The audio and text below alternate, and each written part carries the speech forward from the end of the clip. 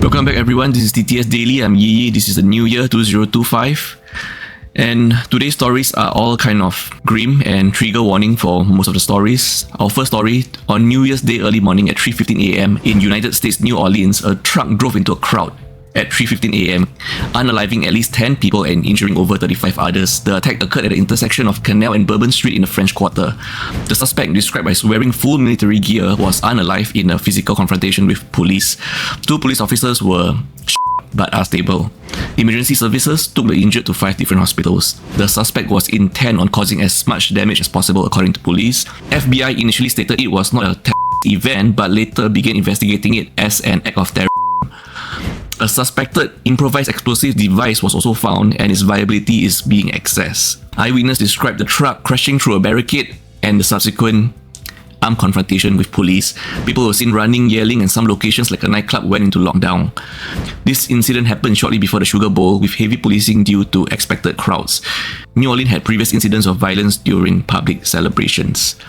Authorities are still searching for a motive behind the attack. We're in Malaysia right now, where this story also has trigger warning, especially if you have family members, siblings or children. So in Malaysia, Selangor, a decomposed body was found in a river in Banting, Selangor on December 29, 2024, presumed to be 15-year-old Yap Sin Yuan, who had been missing for 10 days. Yap was reported missing on December 19, 2024 after she didn't return home from a lion dance practice. She was last seen by her family when her father dropped her off at the centre. Yap's 16-year-old boyfriend was arrested for assisting in murder investigations.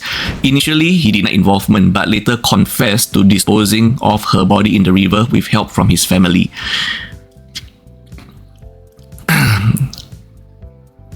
The timeline of Yap's disappearance is as follows. Yap was not contactable after midnight on December 19 and her phone was off. Her family tried contacting her boyfriend via Instagram without success, leading them to seek help on social media and file a police report.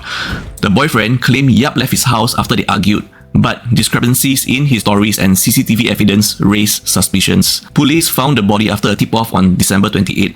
Preliminary autopsy noted features matching Yap, but DNA was needed for confirmation due to decomposition.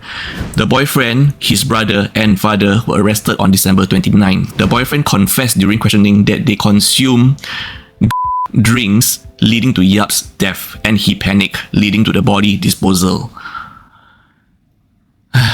DNA results to confirm the body's identity were pending, expected in early January 2025. Yap's family was initially in denial but later accepted the possibility of her death, awaiting DNA confirmation to proceed with further actions. Our condolences and thoughts to the victim and their family. Still in Malaysia, now at Malaysia Langkawi, where 2 Singaporean men went hiking on December 29. They started their hike around noon but got lost as darkness fell. Luckily, they were noted as missing and the fire brigade was informed at around 10:30 p.m. A team of 12 officers from 2 fire brigades started the rescue. The hikers were found at the summit within 3 hours of the rescue team's arrival. Both hikers were safely escorted down by 4:36 am the next day unharmed. The rescue operation concluded at 4:51 am, approximately 15 hours after the hike began. After careful investigations, the cause of the hikers getting lost is they lack necessary equipment such as headlamps, which likely contributed to getting lost. Cautionary word of advice to all those hikers out there who are not well trained or have much experience. Instead of going overseas to do a 2-man duo or solo trail, maybe stick to the trails of our own Bukit Timah Hill first. In Singapore right now, where a scammer has been using fake PayNow screenshots to pay for their so-called takeaways at restaurants.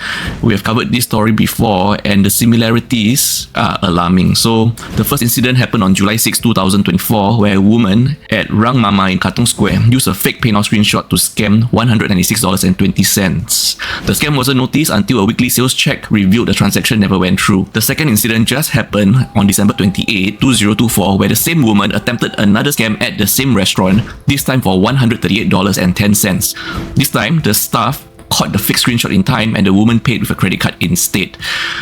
So no police reports were filed for the first incident and no reports were filed for the second incident because payment was made. But if you noted that we have covered a similar story before regarding a bubble tea shop at Clarke Quay on December 18, 2024, And also another story that has happened at an East Coast Road cafe on August 30th, 2024. And if you were to look at the pictures of all the suspects in these 3 cases, notice the frame of the figure, the length of hair, the dressing, they all seem to be the same person. What do you think? This is the last story for today. Trigger warning for all of you out there, especially parents with young children. This happened in Singapore on 22nd December 2024 at Westgate Uland Indoor Playground in Jurong, okay, where a 6-year-old boy was allegedly slapped by an adult, a 38-year-old man. So this 38-year-old man is the father of another child, a girl that was involved in a conflict with the boy, okay? So initial reports was there might have been a pushing incident between the boy and this girl, and this man stepped in. And then further eyewitness report have stated that the girl, who is the daughter of the 38-year-old man, accidentally kicked down a castle that the 6-year-old boy was building. The boy then kicked out at the girl, which prompted the man to slap him.